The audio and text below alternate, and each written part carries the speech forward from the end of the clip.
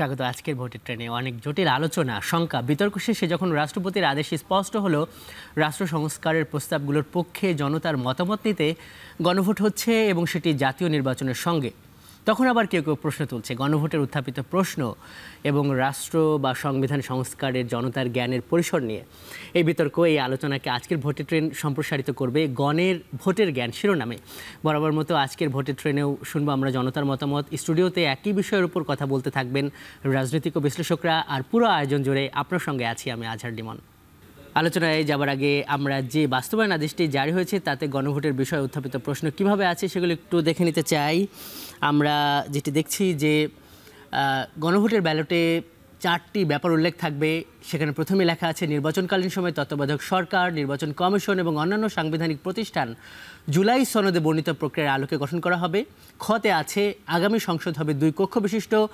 জাতীয় সংসদ নির্বাচনে দলগুলোর প্রাপ্ত ভোটের অনুপাতে 100 জন সদস্য বিশিষ্ট একটি উচ্চকক্ষ গঠিত হবে এবং সংবিধান সংশোধন করতে হলে উচ্চকক্ষের সংখ্যাগরিষ্ঠ সদস্যের অনুমোদন দরকার হবে।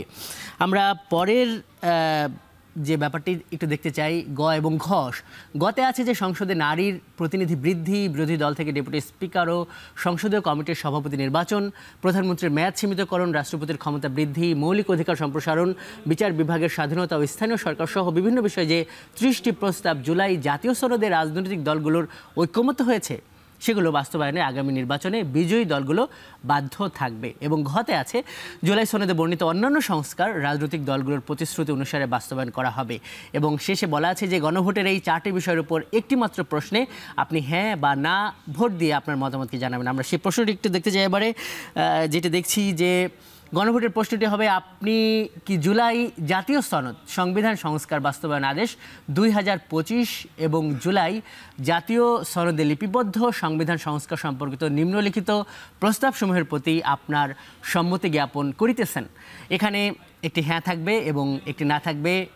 নাগরিকরা, এই জনতা যে কোনো একটি বিকল্পের উপর সিল মেরে আসলে হ্যাঁ কিংবা নাতে সমর্থন জানাবে। দেখছেন ভোটের ট্রেন। দর্শক, গণভোটের প্রশ্ন ব্যাপারটি আমরা নিয়ে যেতে চাই অতিথিদের কাছে। দর্শক, আজকের এই ভোটের ট্রেনে, এই আজকের যে গণের ভোটের জ্ঞানকে সম্প্রসারিত করতে ভোটের ট্রেন স্টুডিওতে আছেন ভয়েস ফর রিফর্মের সহ সমন্বয়ক ফাহিম মাসুর এবং আছেন জাতীয় নাগরিক পার্টি এনসিপির যুগ্ম আহ্বায়ক আশরাফ মাদি। আপনাদের দুজনকেই স্বাগত জানাচ্ছি আজকের ভোটের ট্রেন। ফাহিম মাসুর, আপনার কাছে যাই, আপনাকে দিয়ে আলোচনাটা শুরু করি। যেটা হলো যে আপনি এই 4টা প্রশ্ন দেখলেন, আপনার পাবলিক মানে জনপরিসরে কাজ করার অভিজ্ঞতা আছে, কিছুদিন আগে একটা জরিপ করেছেন। মানে আমরা যে প্রশ্নটা বা যে বিষয়টা আজকে এখানে উত্থাপন করছি যে গণের ভোটের জ্ঞান, মানে এই যে একটা অনেক কিছু আছে একটা ব্যালটে, মানে এটা মানুষের, আমাদের তৃণমূল মানুষদের যে জ্ঞানের পরিধি বা পরিসর, মানে তারা মানে কতটুকু কুলিয়ে উঠতে পারবে? দেখেন, এটার প্রায় এই প্রশ্নটা আসে যে আমাদের দেশের সাধারণ মানুষ কি এত সচেতন যে তারা বুঝতে পারবে? অনেক ব্যাপারে কিন্তু আসলে যদি বলেন অনেক শিক্ষিত মানুষও কিন্তু যে অনেক ডিটেইলে বুঝে তা না, কিন্তু কিছু কিছু জিনিসে আসলে মানুষের তো আসলে এক ধরনের সচেতনতা তৈরি হয়ে যায়, পরিবেশ থেকে সচেতনতা তৈরি হয়ে যায়। আমরা যে আসলে মানে গণতন্ত্রহীনতার মধ্যে ছিলাম একটা সিস্টেমে, যেখানে আসলে সব কিছুই ক্ষমতা এককেন্দ্রিক ছিল, সেটা তো মানুষ জানে, তাই না? এবং মানুষ আসলে পরিবর্তন চায়, সংস্কার চায়। এটাই যদি এখন কাউকে বলেন যে মানুষকে সংস্কার সম্পর্কে বুঝে কিনা, মানুষের তো সংস্কারে খুব ডিটেইল লেভেলে বুঝে না, কিন্তু সংস্কারটা যে দরকার সেটা কিন্তু মানুষ জানে। তো এই জন্য আমি কিন্তু যেটা আপনার দেখালেন বা যেটা নিয়ে অনেক কথা হয়েছে যে এই গণভোটে হা না, আমি ব্যক্তিগতভাবে মনে করি হা তারাই দিবে যারা মনে করে যে সংস্কার হওয়া দরকার, আর যারা মনে করে যে না, যেরকম আছে খুব বেশি সংস্কার আমাদের দরকার নেই, তারা না দিবে। এবং এটা তো একজন নাগরিকের অধিকার, সে সংস্কার চুজ করবে কি সংস্কার চুজ করবে না। তো আমি কিন্তু আসলে যেটা অনেকেই বলা হয় যে ফাইমাসুর যে ব্যাপারটা আসছে, মানে বেশ বিভিন্ন পরিসরে আলোচনা হচ্ছে সামাজিক যোগাযোগ মাধ্যমে, যে 4টা প্রশ্ন, এখান থেকে প্রশ্ন 4টা উত্তর দিতে বলছে হ্যাঁ না। যেমন এখানে উদাহরণও আসছে যে ভাত ডাল কোনো মানে কোনোটা হয়তো আবার অ্যালকোহল, তাই ভাত ডাল তো পছন্দ করি, অ্যালকোহল তো পছন্দ করি না। এগুলি আসলে কূটতর্ক। হ্যাঁ, আমার কাছে মনে হয় যে ফ্র্যাঙ্কলি যদি বলেন যে যথেষ্ট সিম্পলিফাইড ওয়েতেই করা আছে, এখানে বলাই আছে চারটা। না এখানে কেউ যে অ্যালকোহলের মতো কোনো বিষয় আছে, যে চারটা যে বিষয়, আমি তো এখানে সেরকম কোনো কিছু দেখছি না এখন। মানে কি দেখছেন এই যে চারটা বিষয়, এই যে সংস্কার যে ব্যাপার, এটা আপনি বললেন যে সংস্কার চাই কেন, এগুলো কি সংস্কার বা জনতা বা দেশের জন্য মানে এটা কতটা ভালো, আপনার মানে মতটা কি, আপনি যেহেতু এগুলো নিয়ে কাজ করেছেন? আমি ব্যক্তিগতভাবে মনে করি যে যেই ব্যাপারগুলো বলা হয়েছে এবং এগুলো নিয়ে কিন্তু আমরা গত প্রায় 1 বছর ধরেই কাজ করছি নাগরিক সমাজের পক্ষ থেকে। কারণ কীরকম কী ব্যাপার এসেছে যে এখন আমাদের তত্ত্বাবধায়ক সরকারের ব্যাপারে এবং নির্বাচন কমিশনের স্বাধীনভাবে অ্যাপয়েন্টমেন্টের ব্যাপারে, সেটার ব্যাপার তো আসলে আমরা সবাই আসলে একমত। আসলে এখানে তো আসলে দ্বিমত হওয়ার কারণ নেই। কিছু হয়তো নোট অফ ডিসেন্ট থাকতে পারে যে কিভাবে হবে, কিন্তু তত্ত্বাবধায়ক সরকার যে দরকার, স্বাধীন নির্বাচন কমিশন যে দরকার, এই সম্পর্কে তো কারো আসলে কোনো দ্বিমত নেই। একটি ব্যাপার আছে যেটা কিছুটা হলেও স্পেসিফাই করা আছে যে উচ্চ কক্ষে উচ্চকক্ষ নিয়ে কারো কোনো রাজনৈতিক দলেরই কোনো আসলে বিভেদ নেই। শুধুমাত্র উচ্চকক্ষটা কিভাবে হবে, এটা কি ভোটের অনুপাতে হবে নাকি সিটের অনুপাতে হবে?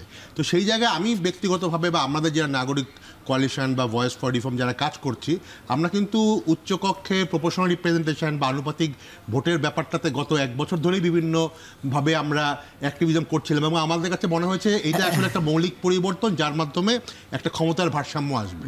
কেন এটা আপনারা মনে করছেন ওইখানে সংখ্যানুপাতিক হইলে অনেকে ভাবছে যে মানে এই উচ্চকক্ষ শুধু একটা ব্যয়বহুল, ব্যয় বাড়ানোর ব্যাপার হবে, পরে আসবো। তার আগে একটু আমরা আশরাফ মাহাদি, উনি নাগরিক পার্টির জাতীয় নাগরিক পার্টির যুগ্ম আহ্বায়ক, আপনার কাছে যেতে চাই। আপনাকেও স্বাগত আজকের ভোটের ট্রেনে।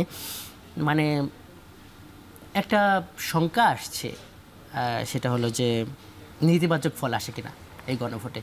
মানে এই প্রশ্নটা এই জন্য আসছে যে যখন একটা আদেশ জারি হয়ে গেল তখন কিন্তু বিশেষ করে মানে আপনাদের দলের পক্ষ থেকেও ব্যাপক অনেক কথাবার্তা সমালোচনা, বিশেষ করে বিএনপি, আওয়ামী লীগ, দুঃখিত বিএনপি, জামাত, মানে এই ধরনের তারা বিপরীতমুখী অবস্থান, অনেক আলাপ আলোচনা, জনগণও কিন্তু এক ধরনের বিভ্রান্ত হতে পারে বা চিন্তা করা হচ্ছে। আবার বিএনপির একজন নেতা বলেছেন যে এই গণভোটের মাধ্যমে সংবিধান সংশোধন হবে না, আরেকজন তো ইঙ্গিত করেছেন না ভোট দিতে। মানে এই জায়গায় কি মনে হয় যে ভালো ফল আসবে গণভোটে?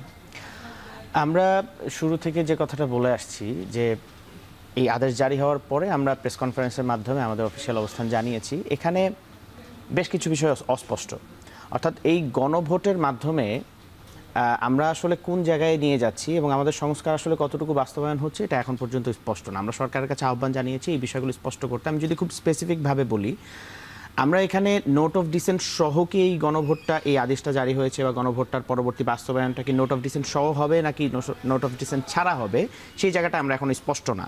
কারণ এখানে আমরা বেশ কয়েকটা ফটোকার্ড আমাদের সামনে এসছে এবং আমরা সিদ্ধান্তগুলো দেখেছি। বিশেষ করে নোট অফ ডিসেন্টের ব্যাপারে এমন একটা অবস্থান দেখা গেছে যে এখানে সরকার সবার মন রক্ষা করার চেষ্টা করেছে। আমরা জানি যে জাতীয় ঐকমত্য কমিশনের যেই জায়গাটায় একটা ডেডলক সিচুয়েশন হয়েছিল, যে আসলে দলগুলো একটা জায়গায় আসতে পারছে না, এটার একমাত্র কারণ ছিল নোট অফ ডিসেন্ট।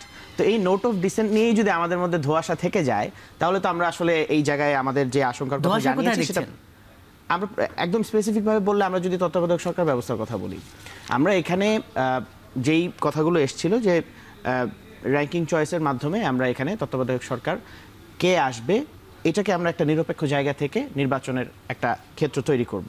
কিন্তু এখানে সর্বশেষ কি আমরা জুডিশিয়ারির কাছে যাব কিনা, এটা নিয়ে বিএনপির সাথে আমাদের অন্য দলগুলোর একটা নোট অফ ডিসেন্টের জায়গা তৈরি হয়েছিল। বিএনপি বলেছিল যে আমরা জুডিশিয়ারির কাছে যাব তত্ত্বাবধায়ক সরকার ব্যবস্থা নিয়ে। কিন্তু আমরা যদি আবারও জুডিশিয়ারির কাছে তত্ত্বাবধায়ক সরকার ব্যবস্থা তুলে দিই, তাহলে 2008 সালে যেই একটা সংকটময় পরিস্থিতি তৈরি হয়েছিল বিচারপতির বয়স বাড়ানোর মাধ্যমে, আবারও যে সেই সংকটময় পরিস্থিতির দিকে চলে যাবে না সেটার নিশ্চয় থাকি। তো এটা হচ্ছে একটা বিষয়। এরকম আরও অনেকগুলো জায়গায় আমরা যদি নোট অফ ডিসেন্টের জায়গাগুলোকে সব জায়গায় আমলে নিতে যাই, তাহলে যেই সংস্কারটা, কাঙ্ক্ষিত যে সংস্কারটা আমরা চাচ্ছি, বা আমরা এই একচ্ছত্র ক্ষমতার জায়গা থেকে প্রধানমন্ত্রীকে এবং নিরপেক্ষ নিয়োগের জায়গা থেকে প্রধানমন্ত্রীকে মুক্ত রাখতে চাচ্ছি এবং বায়াসনেসের জায়গা থেকে মুক্ত রাখতে চাচ্ছি, সেটা আসলে নিশ্চিত করা সম্ভব হবে। এই ব্যাপারটা আপনার কাছে আরও আমরা স্পষ্ট হব, কারণ এখানে বলা হয়েছে যে জাতীয় ঐকমত্য কমিশনের সুপারিশ, তো সুপারিশে তো সম্ভবত নোট অফ ডিসেন্ট ছিল না।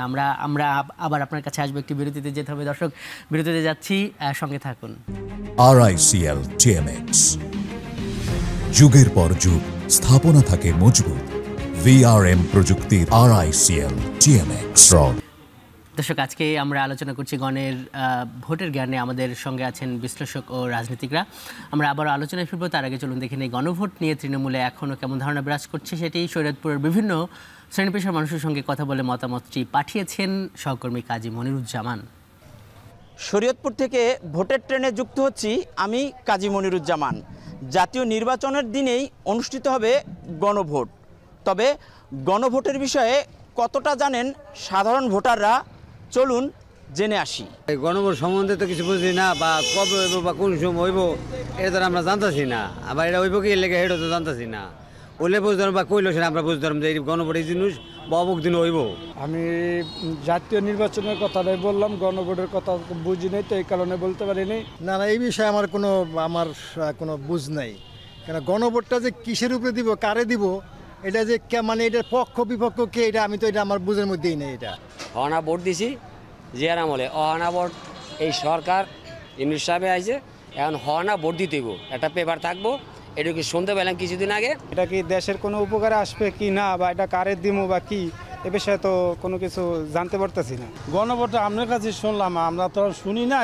আপনি বলেন কবে দিতে হইব, এটা আপনি বললে দেন, আমরা এইভাবে দিম আর কি। এটা যদি আমাদের বোঝায় তাহলে বুঝুম, না বুঝালে এটা কীভাবে বুঝুম, কোন বিষয়ের উপরে দিব তারপরেও সেটাও জানাতে হবে। গণভোট কিভাবে দিব সেটা আমরা জানি না।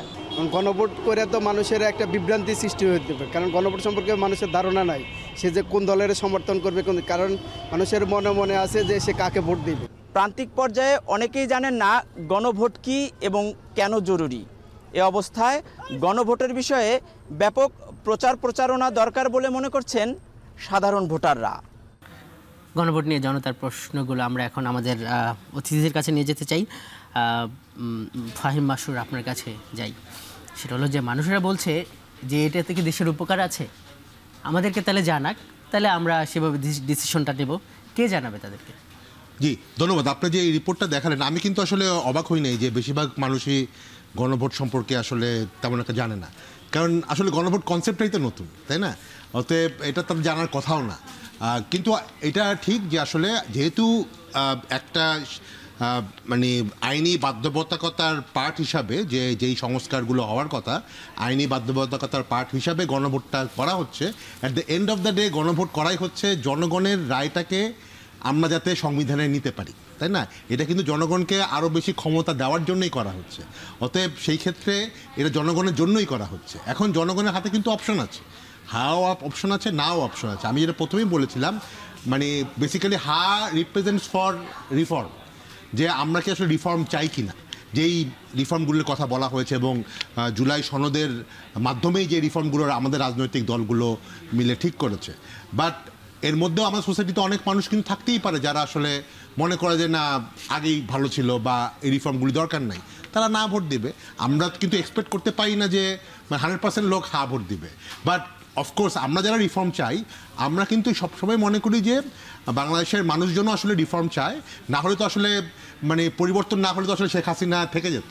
বাংলাদেশের মানুষ পরিবর্তন চেয়েছে, রিফর্ম চেয়েছে বলেই না শেখ হাসিনা গেছে। অতএব আমরা বিশ্বাস করি সাধারণ মানুষজন এটা বুঝবে, এবং এর বোঝানোর দায়িত্বটা কিন্তু আসলে আমাদের সবার। রাজনৈতিক দলগুলো তো আছেই, কিন্তু আমরা যারা নাগরিক সমাজ আছি, আপনারা যারা মিডিয়া আছেন, সরকার যারা আছে, নির্বাচন কমিশন আছে, তাদেরকে কিন্তু আগামী প্রায় 100 দিন যে সময়টা আছে, যেই সময়টা আসলে নির্বাচনের জন্য হবে, এখন তো ঠিক হয়ে গেছে যে নির্বাচনের দিনই গণভোট হবে, এই সময়টা আসলে কাজে লাগাতে হবে, জনগণকে সচেতন করা। ওটা নিয়েও তো অনেক মতবিরোধ দেখা যাচ্ছে। মানে যে একটা ছোট প্রশ্ন, একটু উত্তর নিয়ে নেই।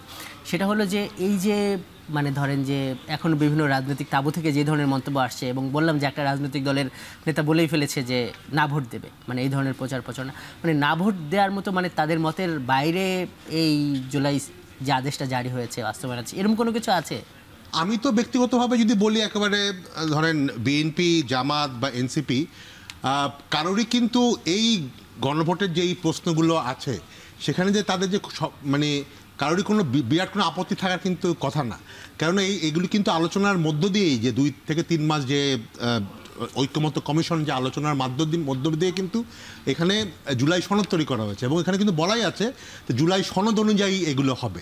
অতএব একটাই জায়গা হয়তো বড় একটা ইস্যু আছে, যে যেটা উচ্চকক্ষে প্রপোর্শনাল রিপ্রেজেন্টেশন, এই একটা ব্যাপার ছাড়া আসলে কিন্তু আমি সেখানে যেরকম বিএনপির পক্ষ থেকে বলা হয়েছে যে এটা সিট অনুপাতে হবে, বা অন্য সবাই এগ্রি করেছে যে আনুপাতিকভাবে হবে, এই একটা ব্যাপার বাদে আমি কিন্তু আসলে এখানে কারো কোনো অ্যাটলিস্ট বড় রাজনৈতিক দল মানে আরো ছোট না এর পক্ষে ক্যাম্পেইন চালানোর কোনো কারণ দেখেন না।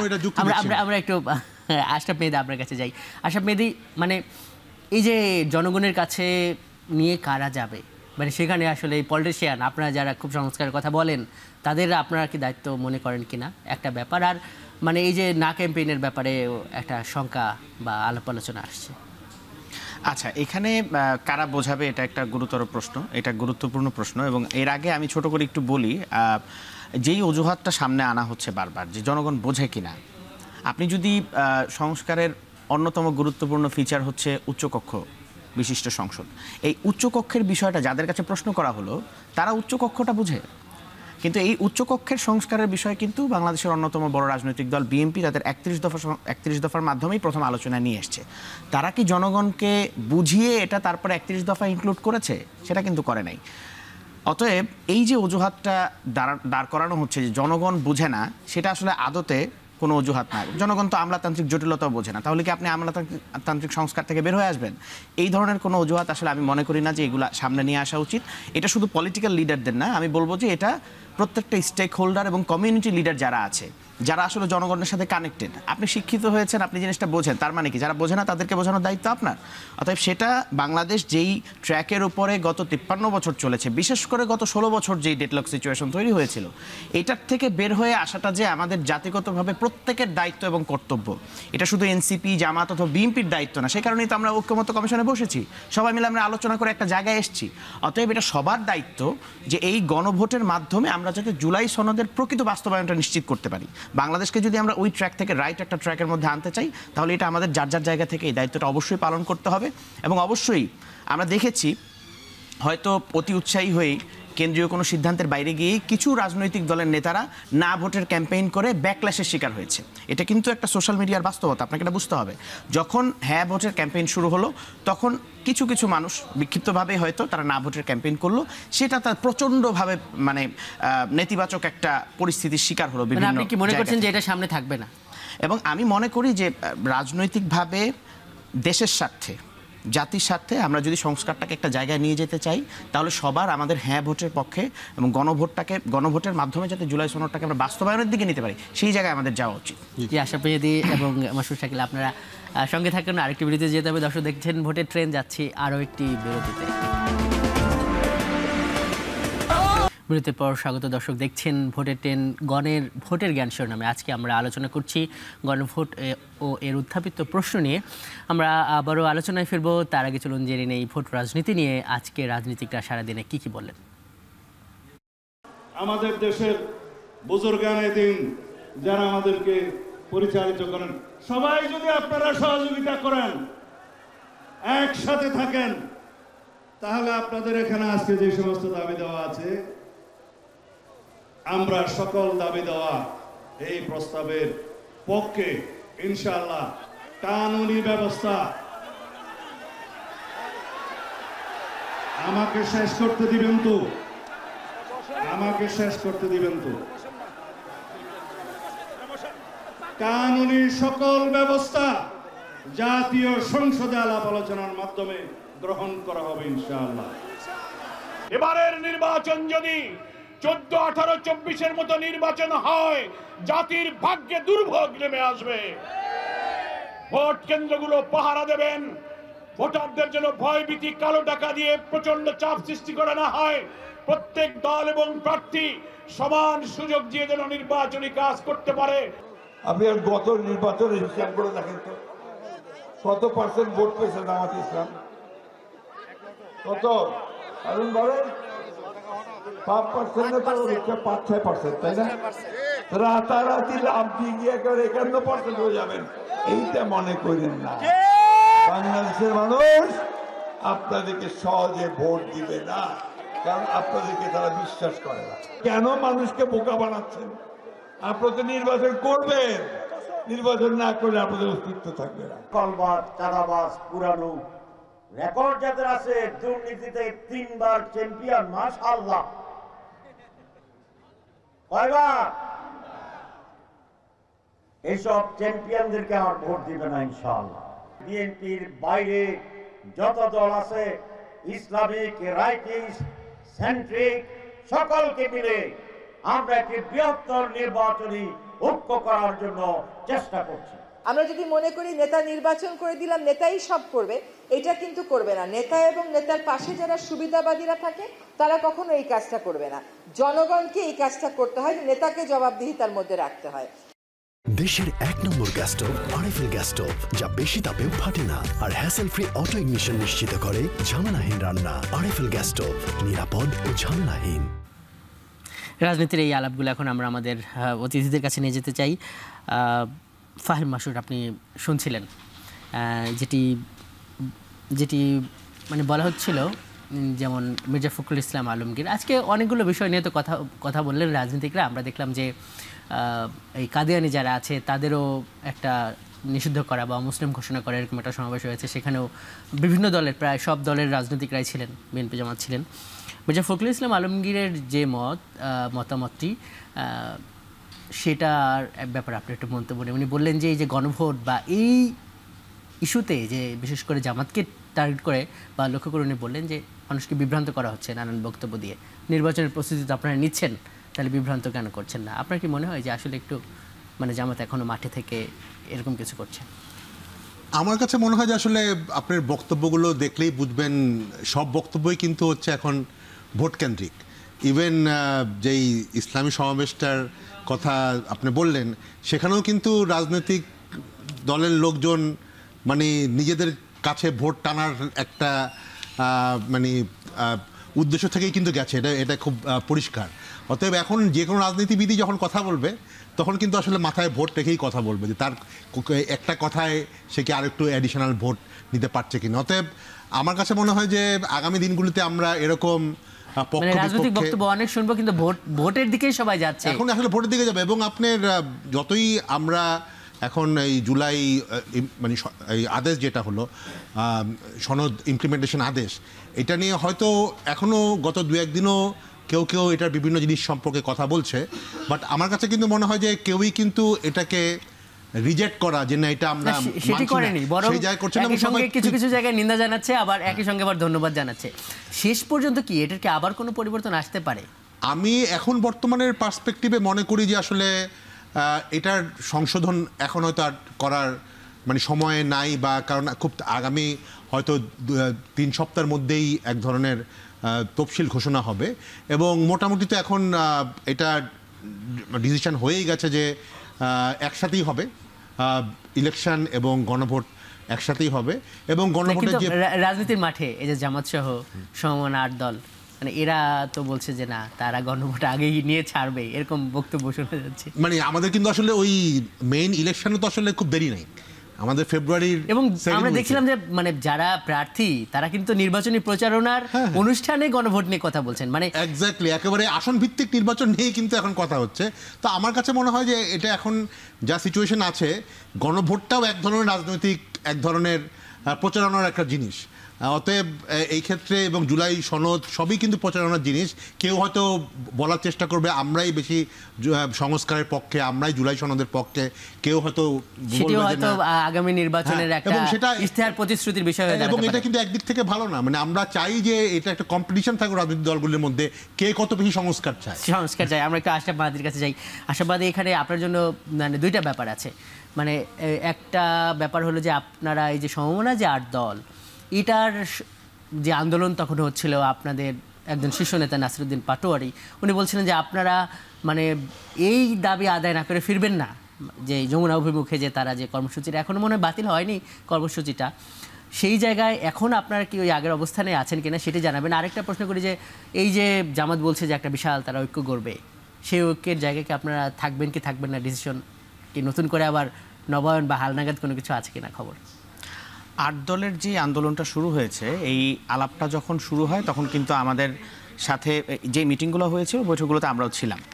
এবং যুগপৎ আন্দোলনে এটা যাবে কিনা এটা আলোচনার টেবিলে যখন ছিল, তখনই আমরা দেখলাম যে এখানে কৌশলের আশ্রয় নিয়ে এই আন্দোলনের একটা আপার হ্যান্ড নেয়ার জন্য বিভিন্নভাবে মিডিয়ার মধ্যে এই নিউজটা এমনভাবে আনা হলো যে জামাতের নেতৃত্বে একটা আন্দোলন, যুগপৎ আন্দোলনের দিকে যাওয়া হচ্ছে। তো আমরা শুরুতেই এটা ডিনাই করেছি, সেই আলোচনা তো হয়েছে, কিন্তু আপনাদের যে নাসিরউদ্দিন পাটোয়ারির বক্তব্যটা যেহেতু এসছে, আমি এই জন্যই বললাম আমাদের ওই অবস্থানটাই অফিসিয়াল যে 8 দলের এই আন্দোলনের সাথে আমরা ছিলাম না। কেন ছিলাম না? কারণ এই 8 দলের আন্দোলন নিয়ে আমাদের আহ্বায়ক নাহিদ ইসলাম খুব স্পষ্টভাবেই বলেছে যে এটা জাস্ট জামায়াতের একটা বার্গেনিং টুল হিসেবে তারা এটাকে ব্যবহার করেছে, এবং যখন তারা সংস্কারের পক্ষে এতগুলো কথা বলছে, ঠিক জুলাই সনদ যখন আইনি ভিত্তি পাওয়ার আগেই যখন স্বাক্ষরিত হলো, তারা কিন্তু সবার আগে স্বাক্ষরটাও করতে গেল। তো সেই জায়গা থেকে আমাদের কাছে তাদের উদ্দেশ্য স্পষ্ট। সেটা তো আপনারা বলছেন, আমরা শুনেছি, সে বিষয়ে প্রশ্ন নেই। প্রশ্ন হলো যে এখন যে বলছে যে গণভোট আগে হবে, এবং সেই বক্তব্যের পক্ষে তাদেরকে বাহবা দিয়েছে, তাদেরকে শুভকামনা করেছেন নাসিরউদ্দিন পাটোয়ারি, মানে সেই জায়গায় আপনারা আছেন? নাসিরউদ্দিন পাটোয়ারির অবস্থান কি এনসিপির অবস্থান? গণভোটের ব্যাপারে এনসিপির অবস্থান ছিল এটা আগে হবে নাকি নির্বাচনের দিন হবে, সেটা সরকার যে আদেশ জারি করবে যেভাবে, সেটার সাথে আমরা একমত ছিলাম। কারণ এখানে আমরা কখনোই, আপনি শুরু থেকেই দেখবেন আমাদের একদম এনসিপির আগেও যে জাতীয় নাগরিক কমিটি ছিল, তখন আমরা এই কথাটা বারবার বলেছি যে আমরা সংস্কারকে নির্বাচনের মুখোমুখি দাঁড় করাবো না, তাহলে দেশ একটা সংকটময় পরিস্থিতির দিকে যাবে। তো সেই জায়গা থেকে আমি স্পষ্টভাবেই বলি যে গণভোটের যে সিদ্ধান্তটা সরকার দিয়েছে সেটা নিয়ে আমাদের কোনো আপত্তি নেই। আমাদের আপত্তির জায়গা হচ্ছে যে এই যে আদেশ জারি হলো, যেই জায়গাগুলোতে ধোঁয়াশা রয়ে গেছে, যেই জায়গাগুলোতে অস্পষ্টতা রয়ে গেছে, আমরা কি আসলে নোট অফ ডিসেন্ট সহ গণভোট করব নাকি নোট অফ ডিসেন্ট ছাড়া এটার বাস্তবায়ন হবে, সেই জায়গা নিয়ে আমাদের প্রশ্ন রয়ে গেছে, এবং সেটা যতদিন পর্যন্ত স্পষ্ট না হবে আমরা আপত্তি জানিয়েছি যে সাংবিধানিক যেই প্রতিষ্ঠানগুলোর কথা বলা হয়েছে, এখানে কি দুদককে ইনক্লুড করা হলো নাকি দুদকের বাইরে রয়ে গেল। দুদক যদি এর বাইরে থেকে যায় তাহলে তো আবার সেই সংকটময় পরিস্থিতি তৈরি হবে। আমরা জানি যে এই বর্তমান যে রাষ্ট্রপতি চুপুর কথা বারবার বলা হচ্ছে, সে কিন্তু প্রধানমন্ত্রীর আজ্ঞাবহ হওয়ার কারণেই দুদকের কমিশনার হয়ে 11 থেকে 16 পর্যন্ত প্রধানমন্ত্রীকে সার্ভ করার কারণেই উপহার স্বরূপ তাকে রাষ্ট্রপতি বানানো হয়। তো এই সিস্টেম, প্রধানমন্ত্রীর আজ্ঞাবহ সিস্টেমের মধ্যেই কি আমরা থেকে যাচ্ছি কিনা, নাকি দুদককে আমরা এর জন্য তো আপনারা আন্দোলন বা এই ধরনের কোনো কিছুতে যাচ্ছেন না? আর বিশেষ করে যে 8 দল যে গণভোট আগে যাচ্ছে, সেই মানে আপনার নাসিরউদ্দিন পাটোয়ারি যেটা বলেছিল সেই বক্তব্যের সাথে আপনারা একমত না? আমরা আন্দোলনে 8 দলের এই আন্দোলনে, যুগপৎ আন্দোলনের শুরু থেকেই যাইনি, কারণ আমরা স্থিতিশীলতায় বিশ্বাস করি, আমরা সরকারের সিদ্ধান্তের উপর আস্থা রাখতে চেয়েছি। আমরা শুধু মানে কোনো কারণ না, মানে অবাস্তব একটা দাবি নিয়ে, নিম্নকক্ষের পেয়ারের মতো একটা দাবি নিয়ে আন্দোলনের মাঠে নেমে যাওয়া, এটা থেকে এনসিপি একদম শুরু থেকে সতর্ক অবস্থানে ছিল। সত্যিকারের যে সংস্কারটা দরকার আমাদের পলিটিক্যাল লাইন, আপনি খেয়াল করলে দেখবেন আমরা কিন্তু একদম ডে 1 থেকে যেই কথাটা বলে এসেছি, আমাদের কিন্তু একটা কনসিস্টেন্সি ছিল। আমরা কিন্তু আজকে এসে হঠাৎ করে ঠিক আছে গণভোট আগে হয় নাই, ওকে মেনে নিলাম, আবার মানে আমার এখন স্বাক্ষর করা লাগতেছে, আমি গিয়ে স্বাক্ষর করে আসলাম অন্যদেরকে বাদ দিয়ে, এই জায়গাগুলো কিন্তু এনসিপি যদিও মানে ধরেন যে আপনাদের নেতাদের এক একজন নেতার এক এক ধরনের বক্তব্য, সেটাও কিন্তু গণমাধ্যমে আসছে, প্রচার হয়েছে, সেটাও আরেকটা দিক। এখানে অফিশিয়াল বক্তব্যগুলোর উপর বিবেচনা করে আপনাকে এনসিপির অবস্থানটা, পলিটিক্যাল লাইনআপটা। জি ধন্যবাদ আশরাফ ভাই। আমরা একটু বিরতি নিয়ে আসি। দর্শক দেখছেন ভোটের ট্রেন, যাচ্ছি আরও একটি বিরতিতে। দর্শক স্বাগত, শেষবারের মতো দেখছেন ভোটের ট্রেন। আমরা আলোচনা করছি গণের ভোটের জ্ঞানে। এসতে আমরা সরাসরি অতিথিদের কাছে চলে যেতে চাই। আমরা শেষ মুহূর্তে আছি অনুষ্ঠানের, আমরা 2-3 মিনিট করে সময় পাবো।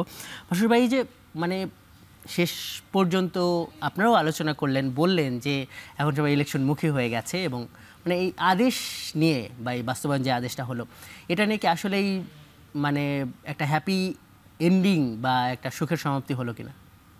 দেখেন, রাজনৈতিক দলগুলো তো রাজনীতি করবেই, হ্যাঁ, তারা কিন্তু আসলে অনেকে দেখা যাবে যে খুশি কিন্তু খুশি দেখাবে না, আবার অনেকে অখুশি কিন্তু দেখাবে খুশি, কারণ এর মধ্যেও কে জিতলো, হ্যাঁ, এর একটা ব্যাপার থাকবে। কারণ বাংলাদেশের রাজনীতি এরকমই একটা ব্যাপার যে আমাদের জনগণও আসলে সবসময় জয়ীদের পিছনে থাকতে চায়। তো এখন সবাই নিজেদেরকে আসলে জয়ী ব্যাপারটাকে আনতে চাবে, বা নিজেরা কোনো কিছু অপছন্দ হলে সেটাকে মানে এগেইনস্টে থাকবে, এরকম একটা ব্যাপার তৈরি। আমি ব্যক্তিগতভাবে মনে করি যে আসলে এখন যে সিচুয়েশন আছে, মানে আসলে সত্যি কথা বলতে ডক্টর ইউনূসের মানে সবাইকে খুশি করাটা ওয়াজ নট পসিবল। কোনো এক পক্ষ যদি এটা হতো, মোটামুটি সব পক্ষই কিন্তু আপত্তি জানাচ্ছে, বিশেষ করে এনসিপির পক্ষ থেকে যে আপত্তিটা আসছে, এই আশরাফ মাহমুদও বলছিল যে সাংবিধানিক প্রতিষ্ঠানের ব্যাপারে কি আসলে অনেক কিছু আনক্লিয়ার থেকে যাচ্ছে শেষমেশ। জি, অফকোর্স থেকে যাচ্ছে। আমি মনে করি যে এই ক্ষেত্রে যেহেতু বলাই আছে যে সাংবিধানিক প্রতিষ্ঠানগুলো জুলাই সনদ অনুযায়ী অ্যাপয়েন্ট হবে, তো সেই ক্ষেত্রে বেশিরভাগ ক্ষেত্রেই নোট অফ ডিসেন্ট কিন্তু বিএনপির পক্ষ থেকে দেওয়া হয়েছিল, এনসিপি বা অন্যান্য সবাই কিন্তু আসলে চেয়েছিল যেটা একেবারেই ইন্ডিপেন্ডেন্টলি যাতে হয়, স্বাধীনভাবে হয়।